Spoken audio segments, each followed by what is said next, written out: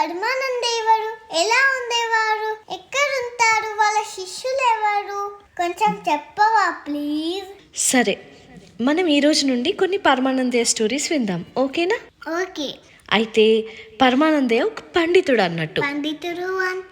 పండితుడు అంటే టీచర్. అందరికీ విద్యాబుద్ధులు చదువు నేర్పుతూ ఉండేవాడు అన్నట్టు వాళ్ళ ఊరు చుట్టూ. అయితే వేదాలు పురాణాలు అందరికీ చెప్తూ వాళ్ళందరికీ జ్ఞానం ప్రసాదిస్తూ ఉండేవాడు అన్నట్టు. కానీ పరమానందయ్య అమాయకుడు, చాలా మంచోడు.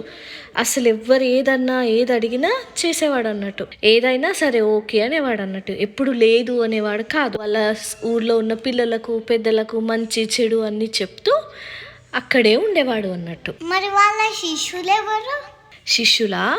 ఇంద్రుడి శాపం వల్ల 10 మంది గంధర్వులు అమాయకపు మనుషుల్లాగా పుట్టి, గంధర్వులు ఎవరు అని అంటే దేవతాలోకంలో ఉండేవాళ్ళు అన్నట్టు. పరమానందయ్య దగ్గర శిష్యులలాగా ఉంటారు అన్న శాపం వల్ల వాళ్ళు అనాథల్లాగా పరమానందయ్య ఇంటికి వస్తారన్నట్టు. పరమానందయ్య ఎప్పుడు ఎవరు ఏది అడిగినా కాదు అనేవాడు కాదు కదా, కనుక ఈ 10 మంది పిల్లల్ని శిష్యుల్లాగా అంగీకరిస్తాడు.